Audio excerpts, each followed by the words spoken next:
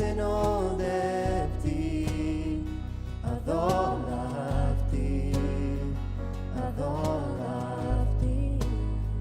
yma nawr yn gweithio yno fi, addolaf di,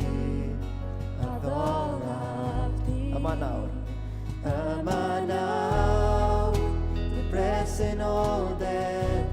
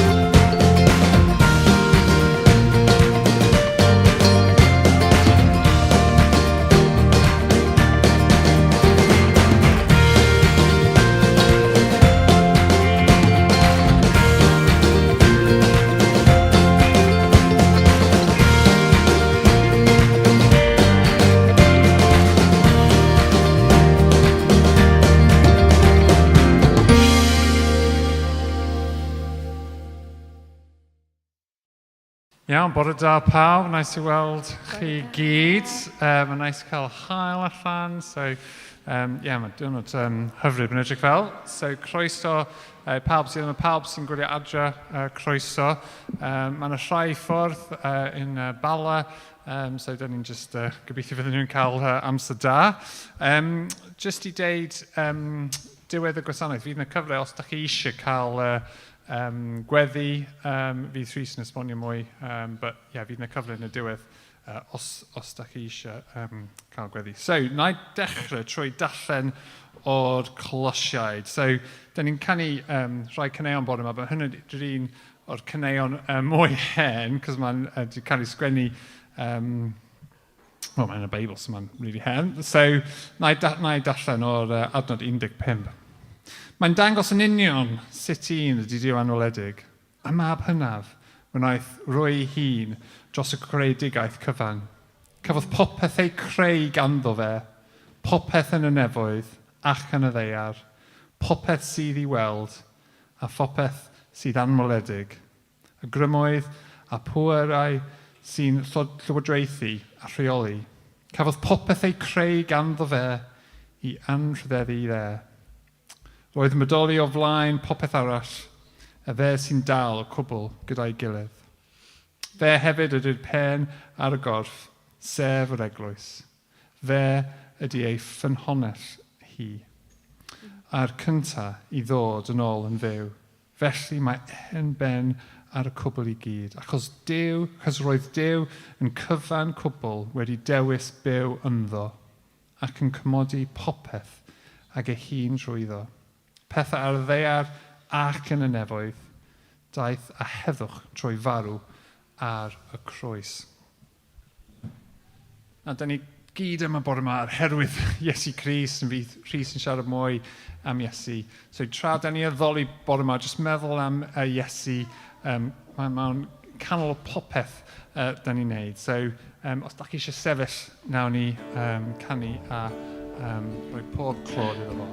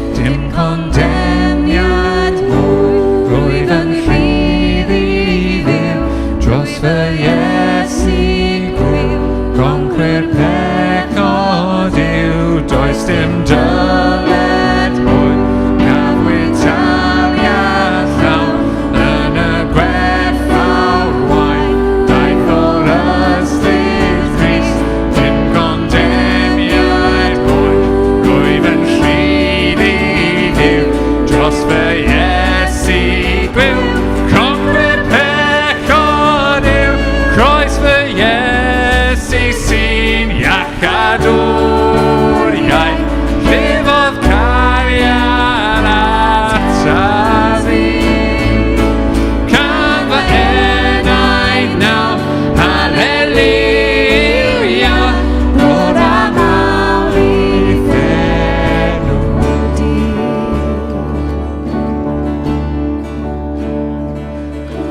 does dim ein ar geg y beth o graig daeth graig yn fyw Halleluia molwn ef gorffog o'r hangair croes fy Iesu sy'n iachadwriaeth llefodd cariad ata fi can fy enaid nawr Halleluia rod am awr i phenw di clod am awr i phenw di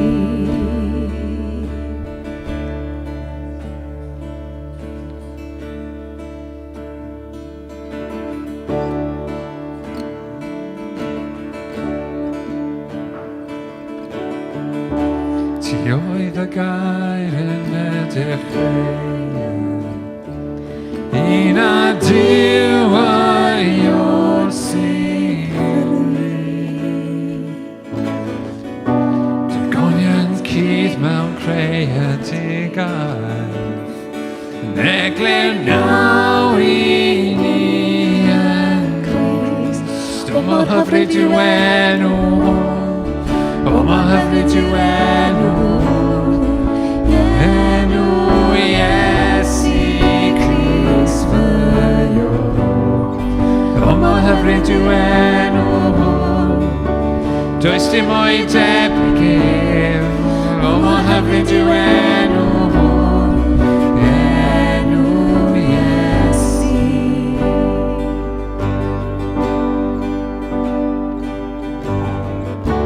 Ti ddim am nefoedd hem ei cwmni Iesu daeth i lawr a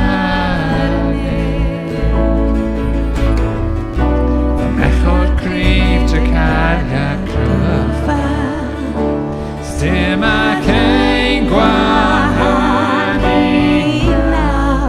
o mor hyfryd yw enw o mor hyfryd yw enw Iesu Crist fy Iw o mor hyfryd yw enw does dim o'i debyg ef o mor hyfryd yw enw Iesu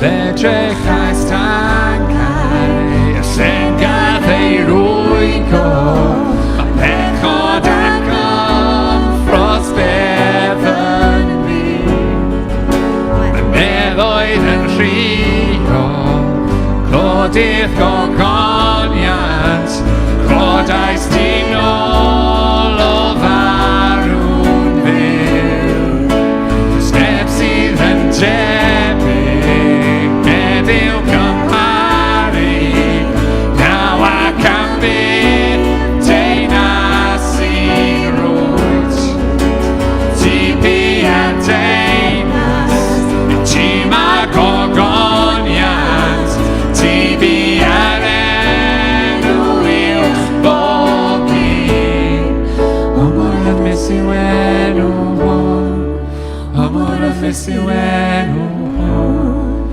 enw Iesu Crist fy Iw does yw enw hwn. Does dim oes saith o flaen, o mor ymys yw enw hwn, enw Iesu. O mor ymys yw enw hwn, o mor ymys yw enw hwn, enw Iesu Christ fy Ior. O mor ymys yw enw hwn, does dim oes saith o flaen, o mor ymys yw enw hwn, enw Iesu.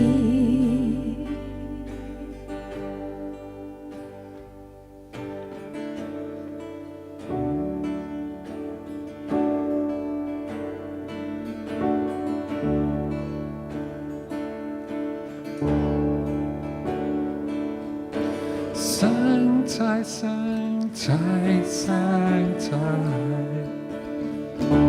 Sanctai, sanctai, sanctai. Sanctai, sanctai, sanctai. Rwy'n am dywel di. Sanctai, sanctai, sanctai. Sanctai, sanctai, sanctai. Sanctai, sanctai, sanctai. Rwy'n am dywel di. Sanctai. Sanctai, sanctai, sanctai. Sanctai, sanctai, sanctai.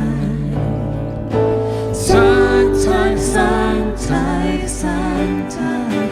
Rwy'n am dywel di.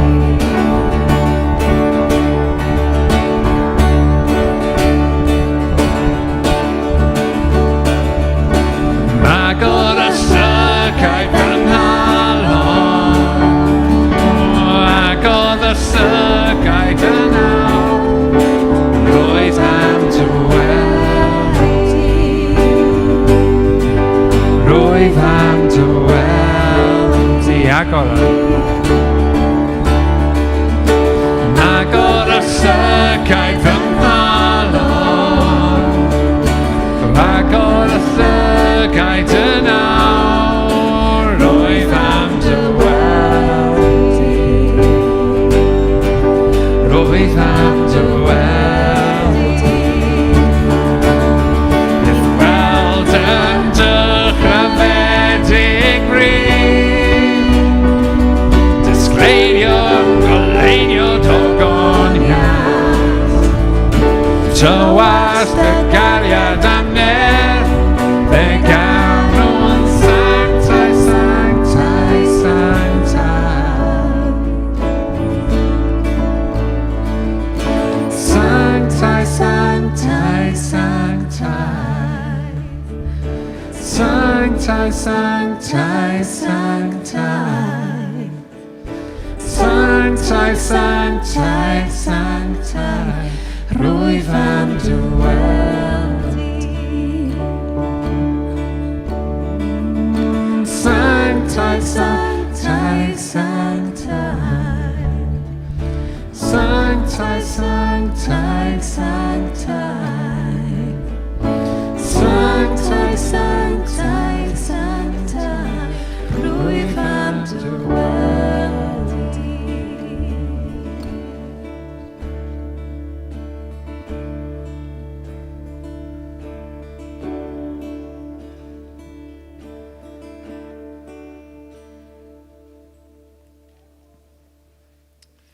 So dan ni'n cario ymlaen mae yna gweddi, dwi jyst yn gofyn i Nerys dod i fyny i gweddi os da chi eisiau sefyll, eistedd, os di eisiau eistedd, croeso sefyll, os da chi eisiau eistedd, Nerys os di eisiau dod i fyny.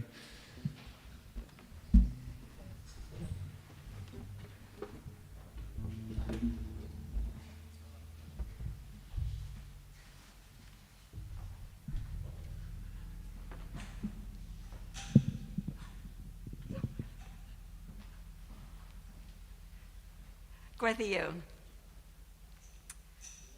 Arglwydd Iesu Grist, mor hyfryd ydy enw di, Arglwydd. A da ni mor ddiolchgar, da di'n dod yma efo calonna agorad bore yma i daddoli di a di weld dy brydferthwch di ar waith yma yn eglwys Caersalem. Arglwydd, dwi eisiau gweddio dros bawb sydd yma heddiw yma.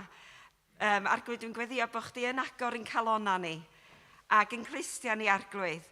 Ti eisiau siarad efo bob un o'na ni bore yma. A dwi jyst yn diolch, Arglwydd, bod bob un ohono ni'n werthfawr ac yn bwysig ac yn rhan werthfawr fawr o dy eglwys di. Arglwydd, jyst fel da ni wedi canu, Arglwydd, o ti'n dduw sanctaidd. Ac Arglwydd, da ni'n dod i dy addoli di, Arglwydd. Da ni, Arglwydd, yn jyst eisiau cymryd munud, Arglwydd, rwan, i weld, Arglwydd, os wbeth yn calonna ni, da ni eisiau rhoi yn iawn efo chdi, Arglwydd. A felly, jyst trwy cymryd i'w 2 funud bach, Arglwydd, gad i ni archwilio'n calonna, Arglwydd, a rhoi pethau, Arglwydd, yn iawn, pethau bach, Arglwydd, da ni mond yn ymwybodol o, a bod ni eisiau rhoi nhw'n iawn efo chdi.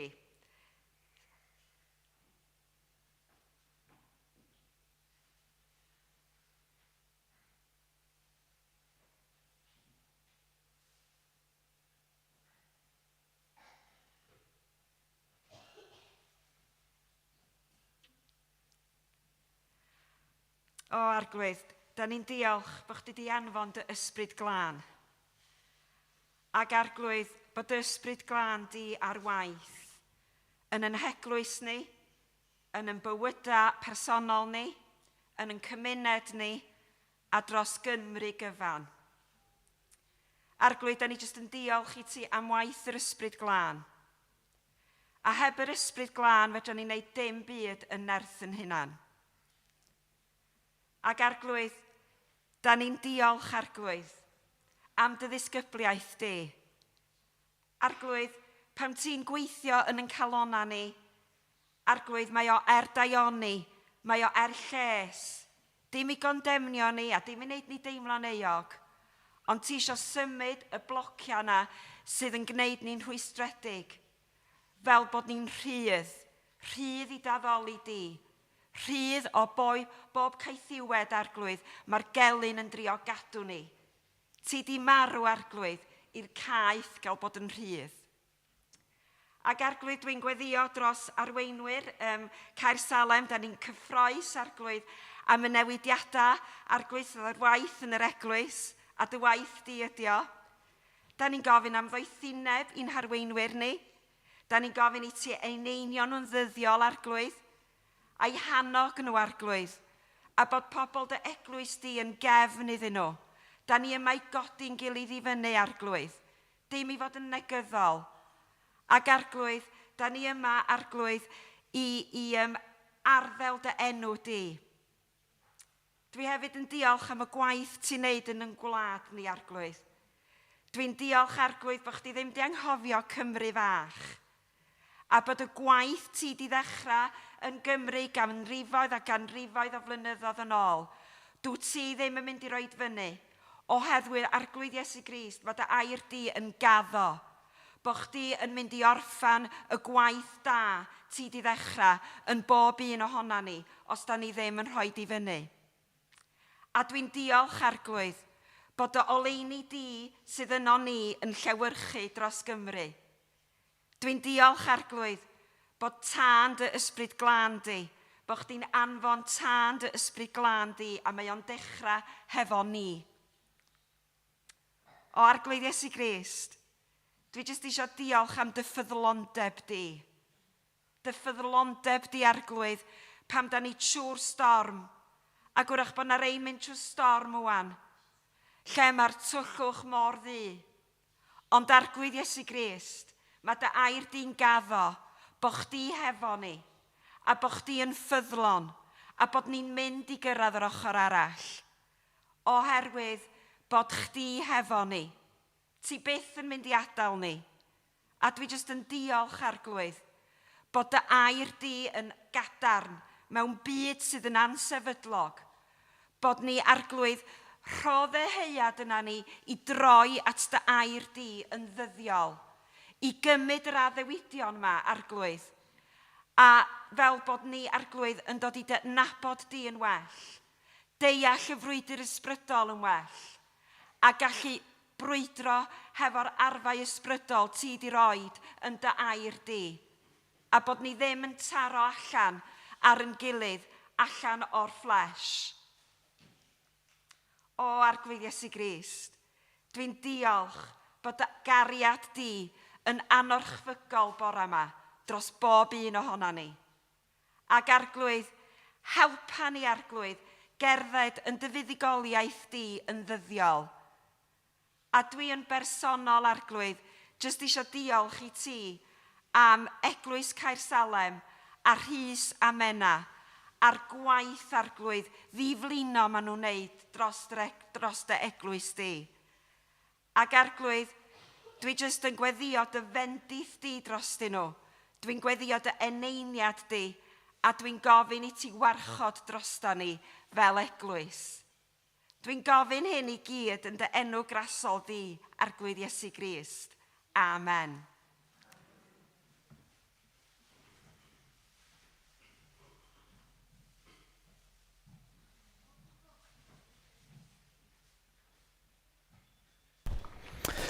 Wel, bore da ffrindiau.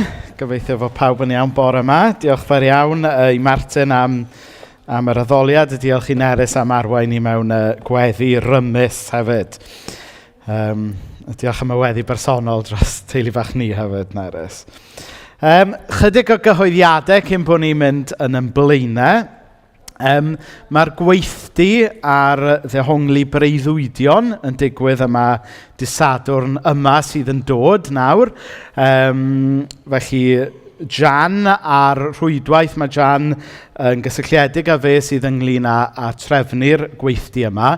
Mae yn agored i bawb, ond mae yn rhywbeth mae rhaid cofrestru amdano ymlaen llaw. A gan mae bod llai nag wythnos i fynd nawr, dwi'n siŵr fysa'r trefnwyr yn y gwerthfawrogi os ydy pobl yn bwriadu dod i chi actually bwcio rwan. Ac i chi sydd yn dod, mae Jan wedi gofyn i fi rannu bod e'n dechrau yn brydlon am 10 o'r gloch.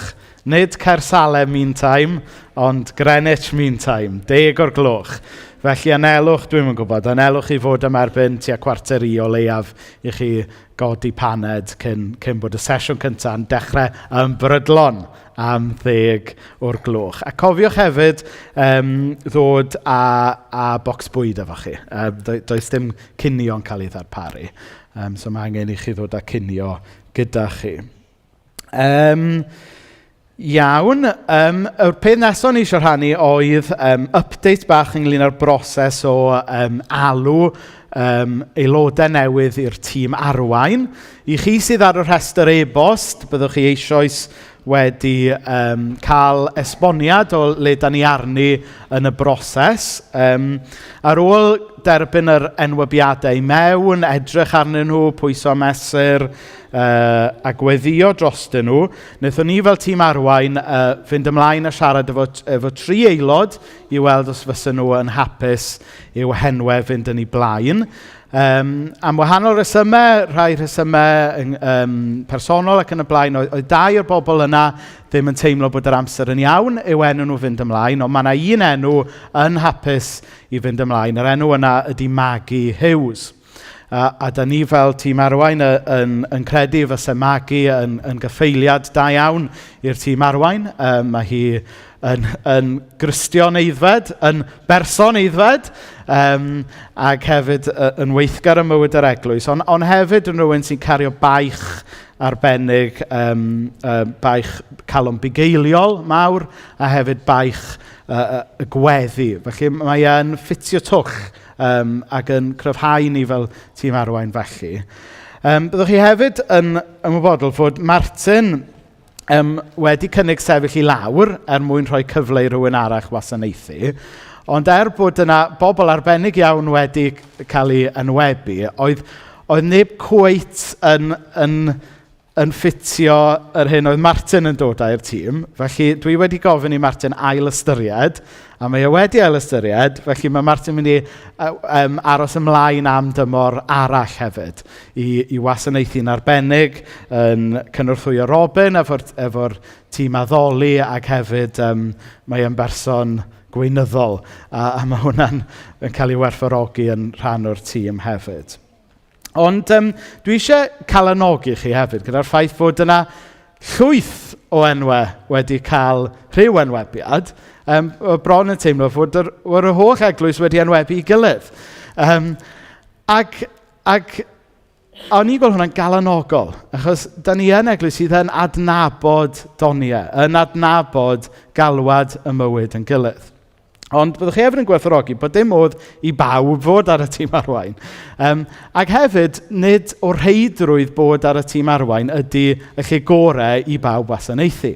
Felly, oedden ni yn teimlo fel tîm arwain fod yr amser yn iawn i ni fod yn fwy trefnus ac yn fwy bwriadol yn sefydlu tîmoedd gweinidogaethol yn yr eglwys. Mae'n rhywbeth da ni wedi sôn amdano a wedi hanner dechrau a wedyn wedi colli momentum sawl tro dros y blynyddoedd. Ond dwi'n teimlo fod yr amser yn iawn rwan i daclo hyn go iawn a sefydlu gwahanol dîmoedd o fewn yr eglwys a rhyddhau pob un ohono ni mewn ffordd i weinidogaethu ag arwain mewn rhyw faes. Felly, dros y misoedd nesaf, fe newn ni fod yn fwriadol ac yn fwy trefnus gobeithio, yn trefnu'r tîmoedd yma. Dwi'n gwybod fod Robin a Martin eisoes wedi bwrwyddi gyda tîm addoli. Mae yna sgwrs wedi bod dros y misoedd diwethaf ynglyn â sefydlu tîm gweddi, so da ni eisiau wneud hynna yn fwy trefnus, a mae sôn am dîm logistics i fod ynglyn â pethau ymarferol.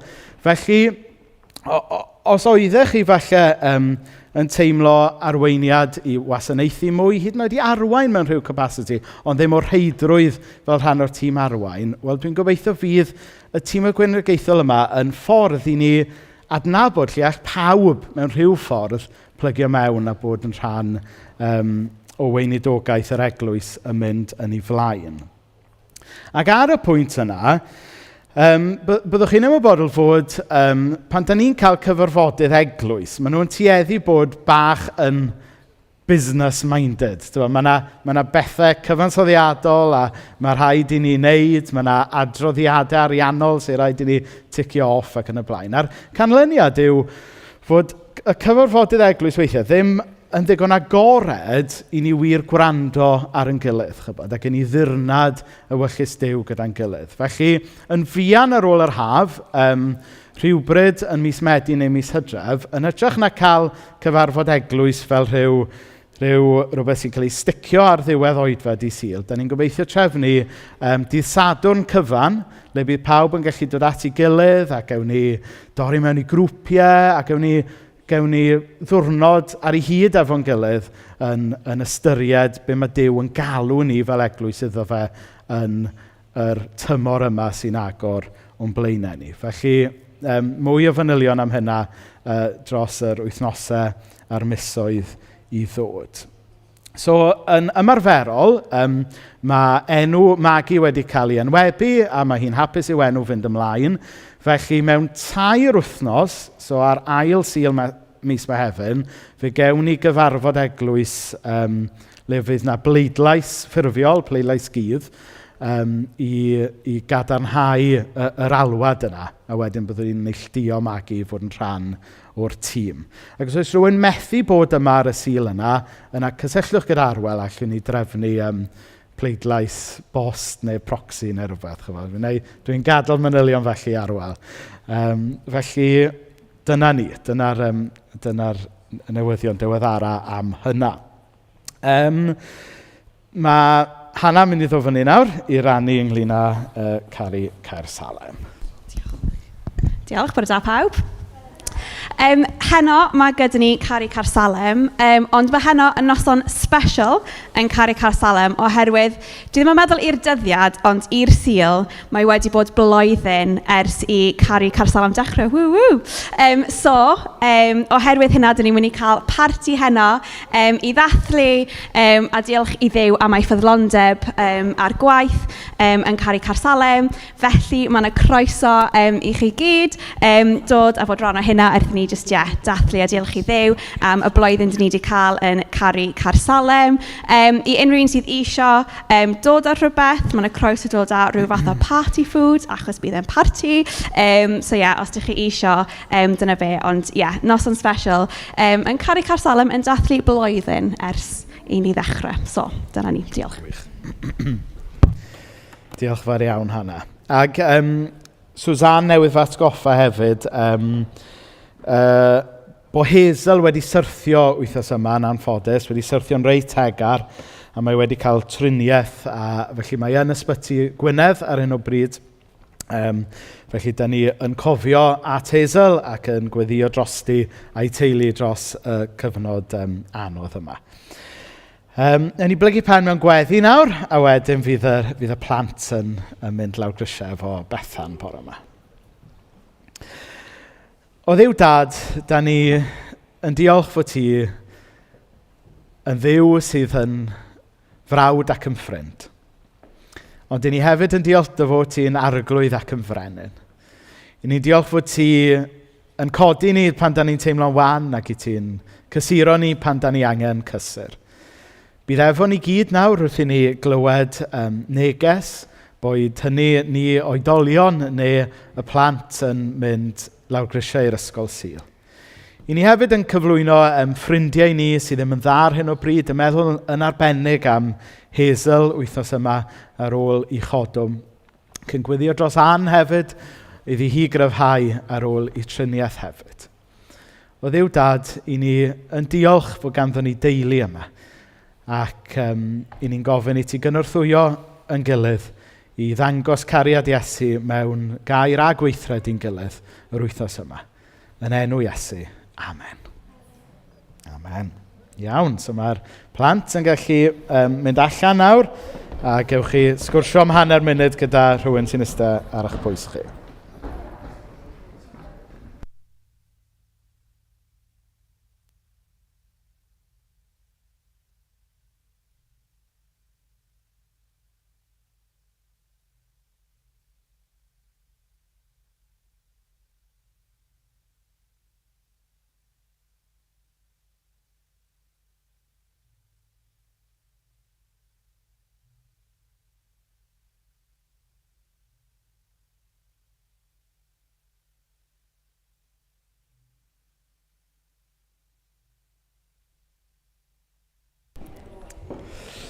Hannah, mae'r plant fod mynd allan, please.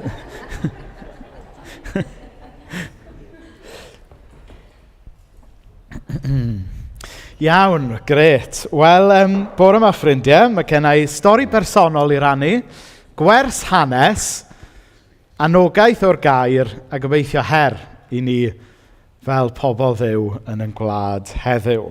Ond yn gyntaf, darlleniad. Da ni'n parhau i edrych ar hanes bywyd Pedr gyda'n gilydd tymor yma. A mae'r darlleniad bore yma yn dod o Mathew, penod 16, adnod 15 ymlaen. Yn cydio yn lle nath Hannah orffen wythnos diwetha. Ond beth amdano chi, meddai Iesu? Pwy dych chi'n dweud ydw i? Atebodd Seimon Pedr, ti ydy'r Meseia, mab y Duw byw. Rwy ti wedi dyfendithio'n fawr, Seimon fab Jona, meddai Iesu. A mae dim person dynol ddangosodd hyn i ti, ond fy nhad yn y nefoedd. A dwi'n dweud wrth i ti mai ti ydy Pedr, sef y garreg. A dyma'r graig dwi'n mynd i adeiladu fy eglwys arni hi. A fydd grym marwolaeth ddim yn ei gorchfygu hi. Dwi'n mynd i roi allweddi teyrnas yr unefol i ti. Bydd beth bynnag rwy ti'n ei rwystro ar y ddeiar wedi rwystro yn y nef. a bydd bynnag rwy ti'n ei ganiatáu ar y ddeiar wedi ganiatáu yn y nefoedd. Bendydd Duw ar ei air. Wel, fel o'n i'n dweud, dwi am ddechrau efo stori bersonol. Nôl yn 2007, blwyddyn ar ôl i fi raddio. Dyma fi a Mena a 2 o'n ffrindiau ni yn mynd ar wyliau i Rhufain. I fyta lot o basta a lot o bitsa. A oedd gan un o'r ffrindiau oedd efo ni, Adrian Morgan. Mae rhai o'n chi'n adnabod Adrian, mae fe'n offeiriad yn Gorseinon ger Abertawe. A oedd gan Adrian gyswllt, as you do, oedd yn gweithio yn y Vatican. Nes i byth deall yn iawn beth oedd y cyswllt. Dwi'n meddwl mai beth oedd rhyw fath o gynrychiolydd i'r gymuned Anglicanaidd yn swyddfa ecwmenaidd y Vatican. Felly, dyma Adrian, a i chi sy'n adnabod Adrian, mae e'n dipyn o gymeriad, dyma fe'n penderfynu codi'r ffôn i'r boi yma. A gofyn, os bydde fe'n gallu trefnu bod ni'n cael tocynnau i fynd i'r gwasanaeth ar sgwâr y Vatican ar bore di Mercher yr wythnos o'n i yna. Nawr, a bod yn hollol onest gyda chi, o'n i'n anghyfforddus iawn gyda'r syniad yma. Fy mod i'n parchu pob traddodiad ac eisiau cymryd y gorau allan o bob traddodiad, dwi yn Brotestant o argyhoeddiad. Dyna pwy ydw i. Dwi'n ddisgynydd i Edmund Cramer. Dwi wedi magu mewn capeli Cymraeg. Protestant ydw i. Dwi'n methu denig rhag hynna. Felly oedd y syniad o fynd i wasanaeth yn y Vatican, o'n i'n anghyfforddus iawn efo'r peth. Ond eto, when in Rome, fel maen nhw'n dweud,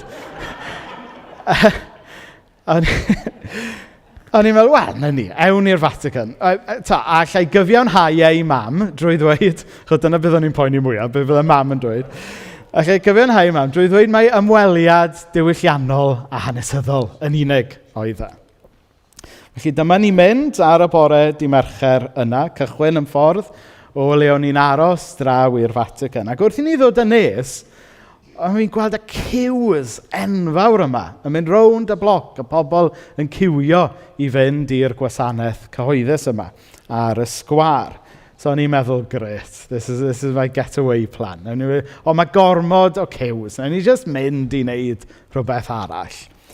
A wedyn dyma Adrian yn flasio'r tocynnau yma i rhyw swyddog diogelwch, a dyma ni'n cael mynd i ffrynt y ciw.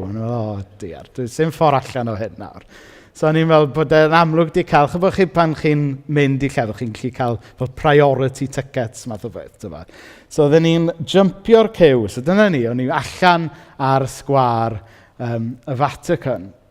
Ac o'n i'n synryd, dyma rhyw swyddog diogelwch arall yn gweld y cynnau yma ac yn agor rhyw gat.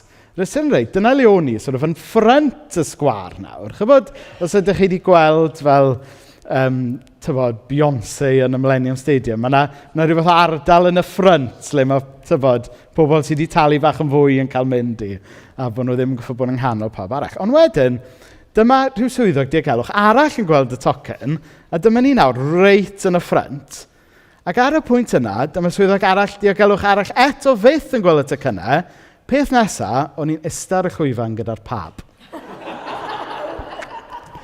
I kid you not. Yn hollol ddiarwybod i ni, nid yn unig oedd y dyn mae cyswllt na mae gyda Adrian, dyn am y tocynnau, ni jyst mynd i'r gwasanaeth, ond oedden ni'n mynd yna fel rhywbeth o special invoice i'r gymuned Anglicanaidd, ac oedden ni'n iste ar y llwyfan gyda'r pab wrth bod e'n arwain y gwasanaeth y bore yna. Ac oedd hwn yn dipyn o sioc i ni. Chyfo, o'n i jyst yn students bler. Oedden ni, dwi'n gwisgo fwy smart rwan ac o'n i'n gwisgo diwrnod yna. Ac dyna lle o'n i ar y llwyfan gyda'r pab. Nawr, pam ar wyneb deiar dwi'n dechrau gyda'r stori yma? Wel, oherwydd bod ni'n edrych ar adnodau heddiw o hanes Pedr sy'n siarad gyda ni ynglyn â beth yw sylfaen yr eglwys.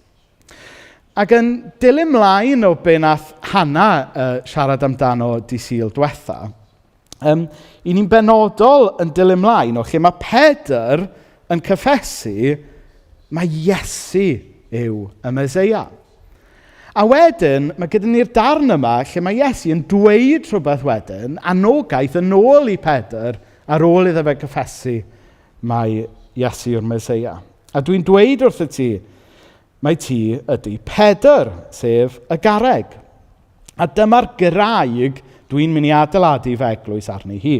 A fydd grym marwolaeth ddim yn ei gorchfygu hi.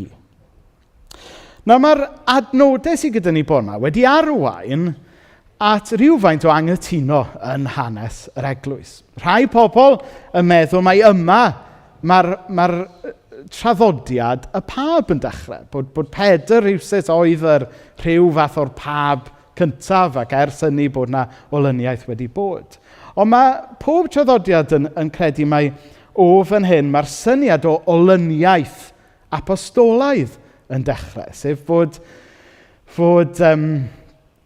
Iesu'n ymddiried gwaith y deyrnas i bobl, a wedyn bod pob cenhedlaeth yn ei basio i'r genhedlaeth arall. So gwers fach hanes nesaf. Sori, ond dwi'n goffa wneud pob hynna hyn. Nawr, mae'r holl syniad yma o bab yn ddiddorol. Ac mae yna gwestiwn ynglyn â pwy oedd y pab, ydy'r pab yn briodol, ac erbyn y cyfnod modern cynnar, a dwi'n mynd i ddod at bwynt bwysig mewn munud, yn y cyfnod modern cynnar, oedden nhw ddim yn siŵr pwy oedd y pab, a wedyn yn y gyfnod lle oedd yna ddau bab. Oedd yna bab yn Rhufain, ac oedd yna bab yn Avignon. Ac yn ddiddorol iawn, dyma lle mae Cymru'n dod mewn i'r stori, ddigwyddodd hwn yn ystod cyfnod gwrthryfel y wain Glyndŵr. Ac oherwydd fod Lloegr yn driw i'r pab Rhufain, gesiwch pa bab oedd y wain Glyndŵr yn cefnogi, y pab yn Avignon. Chyfod, yn union sut mae hogiau ni. Os oes un eisiau watcho Patro Pawennau, yn saff i chi fydd y llall eisiau watcho Sam Tan. Chyfod. A dyna sut oedd hi yn y cyfnod yma. Ond y pwynt mwy difrifol fi'n dod i, ydy yn y cyfnod yma, gath llythyr pennal i sgwennu. Sef dogfen hanesyddol bwysig, lle oedd Owain Glyndŵr wedi sgwennu at y pab yn Avignon, dweud, newn ni dy gefnogi a dy gydnabod di fel pab, os wneud di gydnabod fod Cymru yn genedl. Ac os wneud di anrhydeddu fod yr eglwys yng Nghymru yn eglwys annibynnol, sydd bydd yn rhydd i siarad am Iesu yn yr iaith Gymraeg ac addoli yn y Gymraeg ac cyflwyno yr efengyl yn iaith y bobl. Ac, a wedyn, a rheswm pam oedd yn bwysig oedd, achos yn y traddodiad yna, y pab oedd yn cael ei weld fel cynrychiolydd Duw ar y ddaear.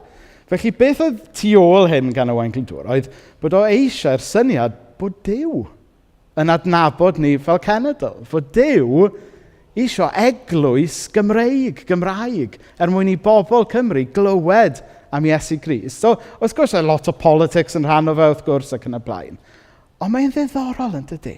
Yng nghanol yr holl gymysgedd yna, bod y syniad yna, fod ni fel Cymru yn bobl, a bod ni angen clywed am Iesu yn iaith ni gyda'n eglwysu yn hunan. Hynny yw bod yna rhyw anrhydeddu pobl am bwy ydyn nhw, a bod yr anrhydedd yna yn gallu dod i fod wrth i bobl gael ei ryddhau a ddoli Duw, a ddoli Iesu Grist.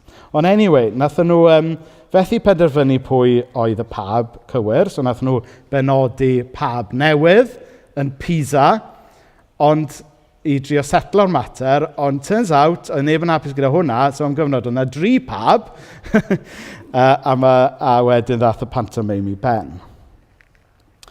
Rai canrifoedd wedyn, ddigwyddodd y diwygiad Protestanaidd, a rhan o hynna oedd fod Protestanaidd ddim yn hapus efo'r syniad yma o bab, oedd hefyd gyda chi small matter bod Harri'r Wythfed eisiau ysgariad ac yn y blaen, Ond wedyn, daethon ni fel eglwysi Protestanaidd, eglwysi Rhydd, ddim dan awdurdod y pab, ond wrth gwrs, maes y law, wnaethon ni godi pabau yn hunain, fel, fel Christmas Evans fan hyn. Ond y rheswm dwi'n mynd â chi ar y daith hanes yma, yw trio wneud i ni sylweddoli. Trwy hanes, mae Duw yn codi arweinwyr. Mae Duw yn galw arweinwyr ar ei eglwys, ydy. Ond, arweinydd eglwys Iesu Grist, ym mhob oes ydy pwy? Iesu Grist. A gogoniant yr efengyl Gristnogol ym mhob oes ydy yn bod ni'n barchus o bob traddodiad, yn bod ni gobeithio yn ddiolchgar am arweinwyr ac yn y blaen. Ond gogoniant yr efengyl Gristnogol yw pob un ohono ni yn gallu dod o flaen Iesu yn hunain. Just fel yda ni. Does dim rhaid cael unrhyw gyfryngwr rhwngddo ni a Duw heblaw am Iesu Grist ei hun. Carreg sylfaen yn ffydd ni ydy nid yn traddodiad ni, nid yn arweinwyr ni, ond Iesu Grist ei hun. A dwi'n dweud wrth i ti, mai ti ydy Pedr, sef y garreg. A dyma'r graig dwi'n mynd i adeiladu fy eglwys arni hi. A fydd grym arwolaeth ddim yn ei gorchfygu hi. So os newn ni edrych yn benodol ar yr adnodau sydd gyda ni heddiw. Mae'r storis personol ar wers hanes drosto nawr. Da ni'n mynd i edrych ar y testyn Beiblaidd fyddwch chi'n falch o glywed. Mae Iesu'n galw Seimon Pedr nawr fan hyn, yn syml just yn Pedr. A be mae Iesu'n gwneud fan hyn? Di chwarae ar eiriau mwyn dysgu rhywbeth iddyn nhw. Herwydd fod yr enw Pedr mewn groig yw Petros, sy'n swnio'n debyg i'r gair groig am craig neu carreg, sef Petra. So mae Iesu'n bod yn rhyw glyfar fan hyn, yn chwarae ar eiriau mwyn dysgu rhywbeth. Tebyg i... Dychmygwch nawr tîm rygbi Caernarfon. Dychmygwch bod gyda nhw chwaraewr rygbi mawr a cryf, hoelen 8 y tîm, a'i enw fe ydy Craig Williams. Ond oherwydd mai fe ydy'r chwaraewr mawr hoelen 8 y tîm, bod pobl yn galw fe'n Craig Williams. Rhyw fath o play on words fel na sy'n mynd mlaen fan hyn gyda'r Petros a'r Petra, Pedr fel Craig. Ond y cwestiwn yw, siarad am bwy mae Iesu wrth iddo fe siarad am y graig hon. Yw e'n siarad amdano fe ei hun, yw e'n siarad am Pedr ac yn y blaen. Wel, fel dwi wedi crybwyll yn barod, mae yna un traddodiad yn meddwl mae cyfeirio at Pedr mae Iesu'n gwneud fan hyn. A fel dwi wedi sôn yn barod, mae beth sy'n ar ddechrau fan hyn ydy'r syniad o olyniaeth apostolaidd, sef fod Iesu yn neilltuo apostolion ym mhob cenhedlaeth sy'n ar cyfrifoldeb wedyn o basio y gwir ffydd ymlaen i'r genhedlaeth nesaf. Ond mae'r syniad o olyniaeth apostolaidd yn bwysig, chybod, digwydd bod, o'n i'n nghwrdd sefydlu ffrind i fi bythefnos yn ôl. Ac oedd e'n gyfarfod hynod o fendithiol, yn gwybod rhai ohonoch chi yna hefyd. Ac un o'r pethau mwyaf pwerus nes i deimlo yn y gwasanaeth, oedd gweld y boddhad yng ngwyneb y gweinidog oedd yn ymddeol. Dwi'n gwybod, oedd rhai ohonoch chi oedd yna'n teimlo'r un peth. Y syniad yna bod e wedi... Falle bod yn rhoi geiriau, ond oedd e'n amlwg mor llawen o wybod bod e'n pasio y weinidogaeth ar gair ymlaen i genhedlaeth newydd nawr i arwain. A mae'n bwysig yn tydi. Mae'n bwysig, dyna pan bod yr hyn, mae Hannah Lowry wneud yn Carreg Salem mor bwysig, yn meithrin arweinwyr newydd, arweinwyr ifanc ac yn y blaen. Ond, mae'n bwysig yn bod ni'n deall hefyd be nad ydy arweinyddiaeth Cristnogol? Dyw e ddim yn golygu fod yna rhai pobl yn bwysicach na pobl eraill. Dyw e ddim yn golygu fod yna rhai pobl ar rhyw ddatguddiad uwch o air Duw na Cristnogion eraill. Dyw e ddim yn golygu fod yna rhai pobl yn gallu gweld mewn i'r nefolion leoedd mewn ffordd dydy pobl eraill ddim yn gallu. Mae'r arweinwyr yr eglwys yn bobl amherffaith, yn bechaduriaid ac yn lestri prydd fel pawb arall. A dwi'n gwybod hwnna fwy nag unrhyw un.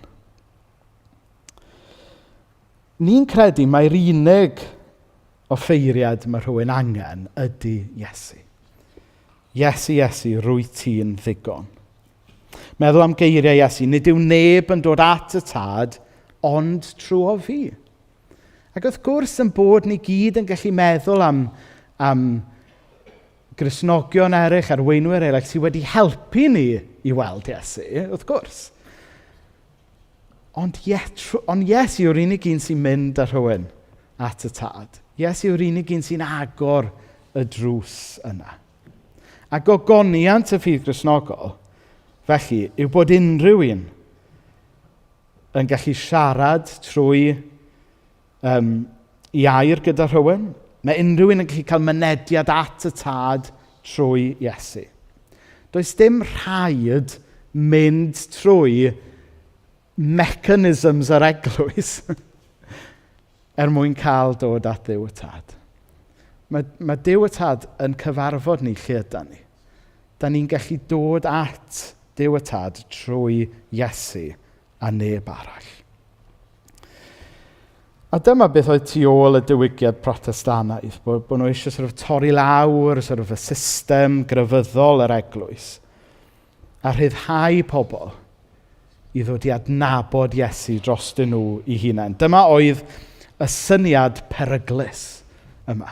Mae'r hanesydd Alistair McGrath yn disgrifio Protestaniaeth fel history's dangerous idea.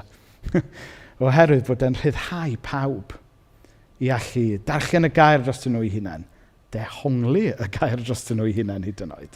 Ond y fwy o pwysig, dod at Iesu drostyn nhw i hunain. Felly, dwi ddim yn hollol gyfforddus efo'r dehongliad mai Pedr ydy'r graig sydd fan hyn. So be am y dehongliad arall? Mae Iesu ydy'r graig, bod Iesu'n siarad amdano fe ei hun. A'i siarad amdano fe ei hun mae Iesu. Wel, mae hwn yn un dehongliad cyffredin. A llynedd, dwi'n cofio gwrando ar bregaeth rymus iawn gan fy ewythr yn digwydd bod, yn cyflwyno'r dehongliad. Mae Iesu ei hun yw'r garreg. Mae siarad amdano fe ei hun mae e. A chybod be, mae'r rhan eraill o'r ysgrythyr yn ategu hyn. Chi'n meddwl am Effesiaid 2:20.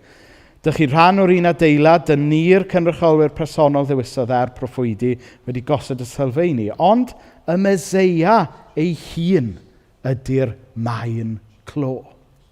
Neu chi'n meddwl am 1 Corinthiaid 3. Ond rhaid bod yn ofalus wrth adeiladu, a mae dim ond un sylfaen sy'n gwneud y tro i adeiladu arni, sef Iesu y Meseia.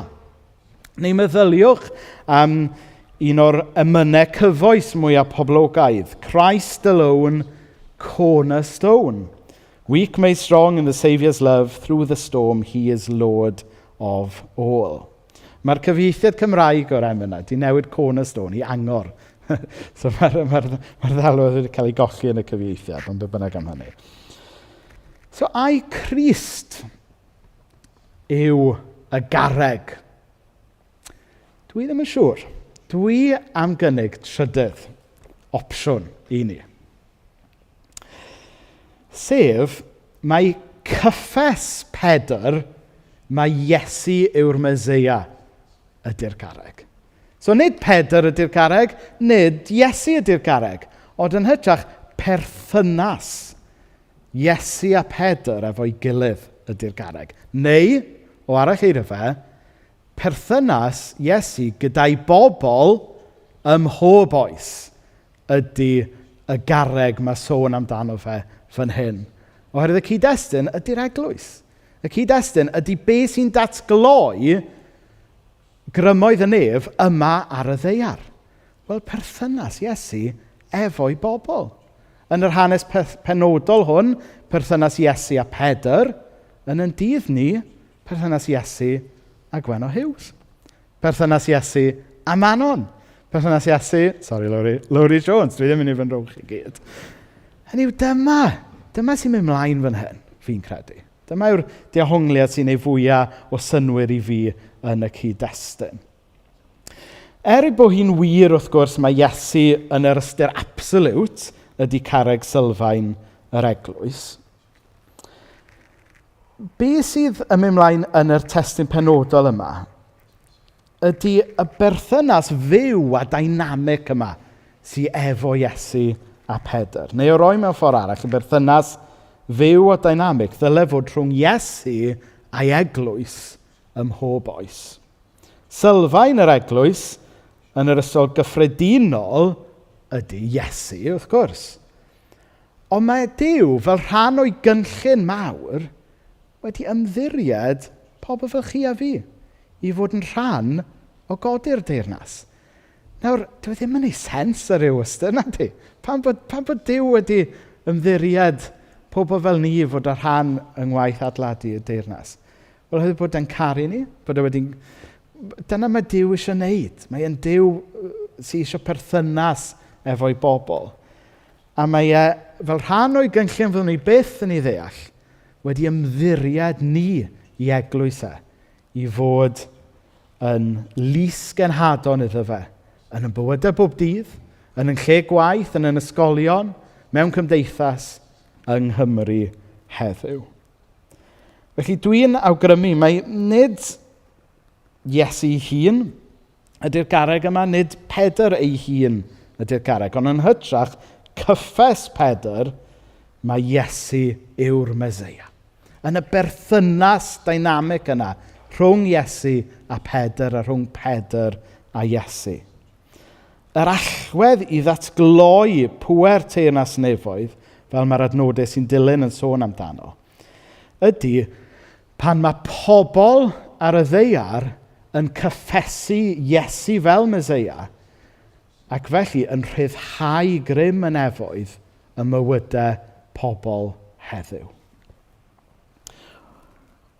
I siarad bach yn athronyddol, wrth i ni gydnabod, addoli a dilyn Iesu fel Meseia, mae'r gwirionedd gwrthrychol, objectif yna, yn gallu dod yn wirionedd goddrychol, subjectif, yn bywyd a'n profiadau ni.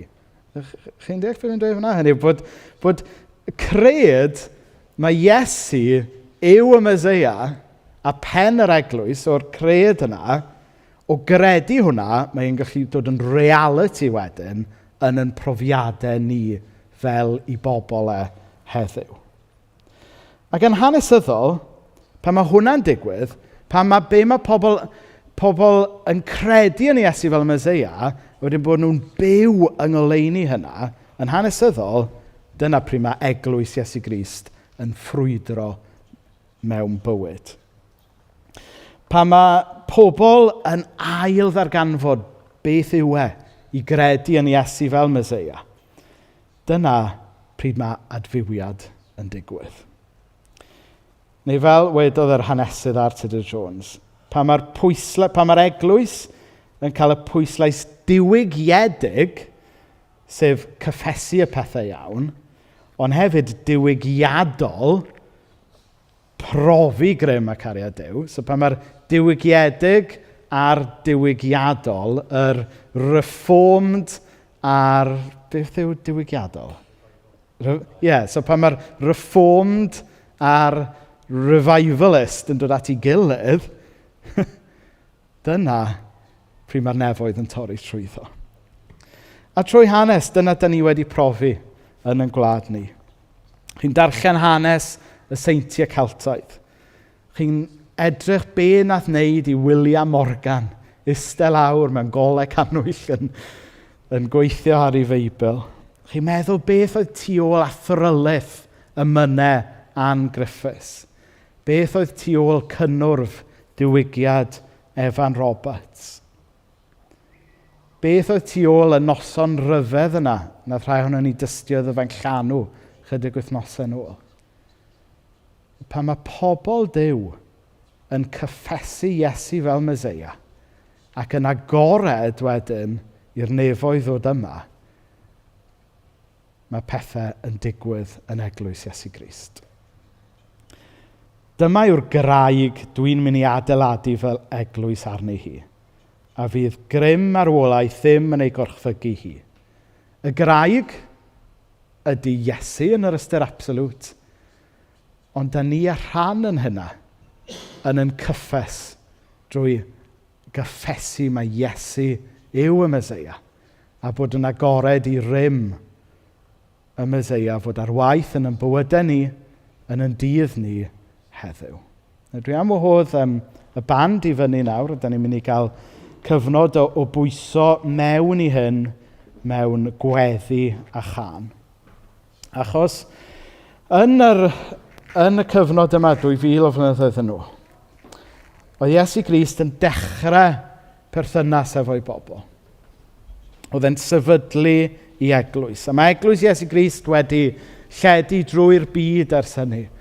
A fe ffeindiodd ei ffordd yma i Gymru fach. Yn ôl Paul, yn y flwyddyn 417. Ond mae'n debyg fod rhai milwyr Rhufeinig wedi teithio trwy'r ardal lot cyn hynny. Ac dwi'n meddwl tybed y rhai o'r milwyr Rhufeinig yna wedi bod yn dystion yn Jerusalem. Dim ffordd o brofi'r peth, ond dim ffordd o'i wrthbrofi fe. Ond o ddifri. Hynny yw, mae'r newyddion da am Iesu Grist wedi cyrraedd yr ardal yma ers o leia 1500 o flynyddoedd. Ac ers hynny, mae bywyd yr eglwys wedi bod fyny a lawr, yn dydy. A mae eglwys Iesu Grist yn gyffredinol yn yn gwlad heddiw. Mae'r fflam yn isel. Nath ni fod yn onest ynglyn â'r peth. Ond mae yna arwyddion gobaith. A mae yna gyfle i ni fod yn rhan o rhywbeth newydd mae Duw yn gwneud yn gwlad ni. Ond mae e'n dechrau trwy'r gyffes syml yna, bod ni fel pobl Iesu yn ail gyflwyno'n hunain a cyffesu o'r newydd mae Iesu yw y Meseia. Ond bod ni ddim jyst yn gadlu fel cyffes rhywbeth da ni jyst yn deud, ond bod ni'n gadlu'r gwirionedd yna blannu hun yn ddwfn tu mewn i ni. A bod ni yn cymryd yr un her a Pedr, bod ni yn gweld, wel, beth mae'n golygu ni fod yn gynrychiolwyr Iesu yn y fan yma ac yn y lle yma. Felly, da ni'n mynd i weddio gweddi dros Gymru nawr, yn benodol yn gweddio y bydd Cymru yn cyffesu Iesu fel Meseia eto. Mae'n weddi fawr, ydy. Ond mae'n weddi sy'n cychwyn gyda wrth bod pob un ohono ni'n gwneud hynna yn bersonol yma heddiw. A bod ni'n agored i gael yn defnyddio heddiw, jyst fel nath Duw ddefnyddio pobl gyffredin fel Pedr yn ei ddydd e. Felly dwi'n handio drosto i Martin a'r tîm nawr. A wedyn os oes rhywun eisiau gweddi bersonol ar y diwedd, dewch ymlaen a allwn ni wneud hynny hefyd. So fel oedd Rhys yn dweud, nawn ni just canu can efo'n gilydd. And then ar ôl y can, mae'n bydd men yn darllen rhywbeth. Sydd wedi cael ei sgwennu gan Daw Rwryd, os dwi'n iawn. But ar ôl hon, bydd ni fel band yn just cario ymlaen am dipyn. So os da chi eisiau dod i'r ffrynt i cael mach o gweddi, then please dewch i fyny a croeso mawr i pawb. Os da chi eisiau sefyll, nawn ni canu ymlaen.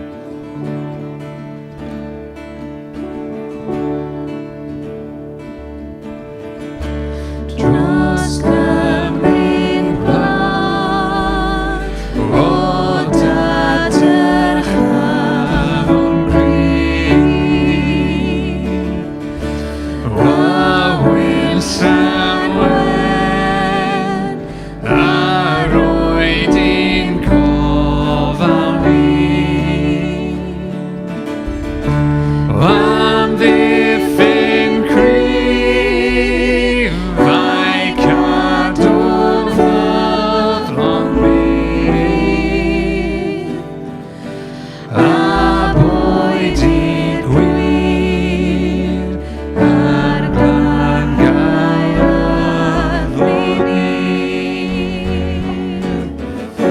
mwyn dyfaf, a'i prynoedd o'i hun. O creu a hi yn Cymru a dyfu.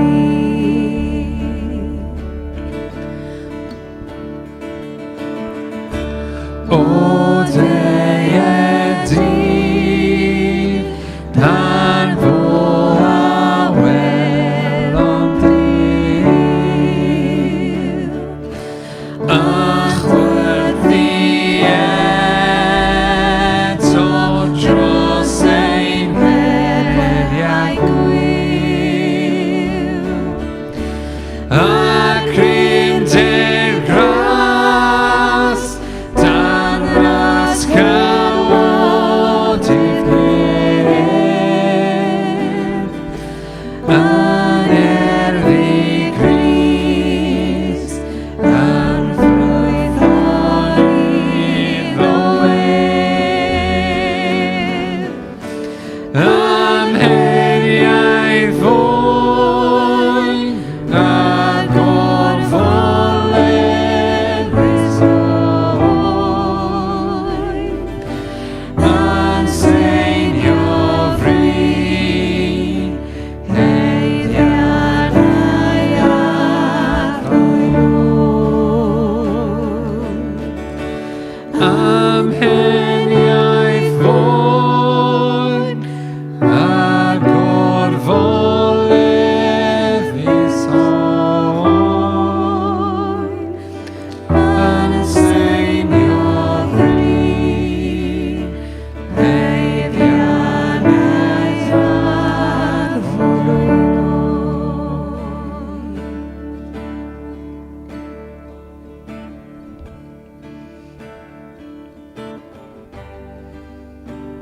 Yn hen wlad ein tadau, gwlad y beirdd a'r cynganeddau, gwlad gwyrddlesni ffrwythlon, gwlad y gan a swyn y corau meibion, gwlad y graig a'r pyllau, gwlad o gymunedau, gwlad y diwylliant naddwyd am byth gan hanes Bryn Calfaria, lle talwyd cyflog pechod yn llawn gan berffaith gariad.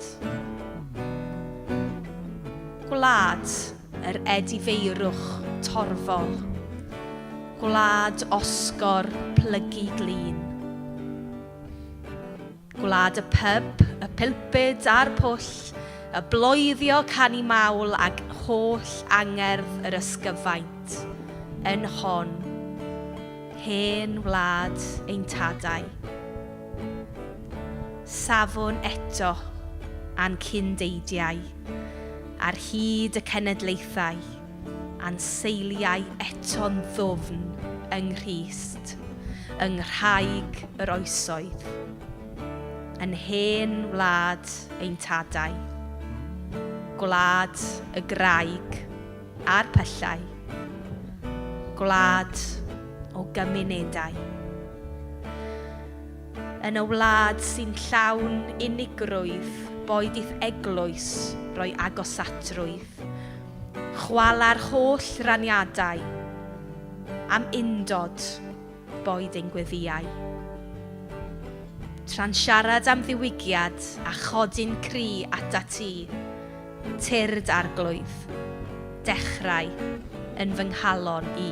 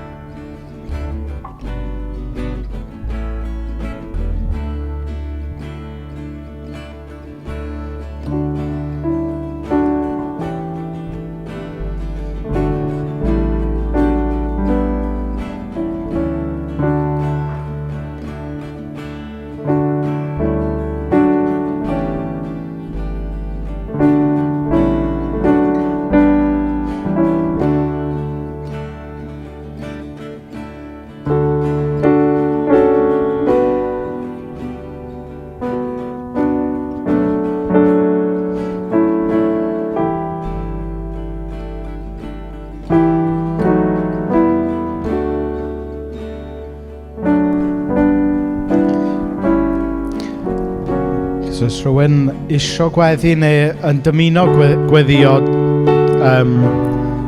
croeso i chi ddod ymlaen. Ti isio gweddi?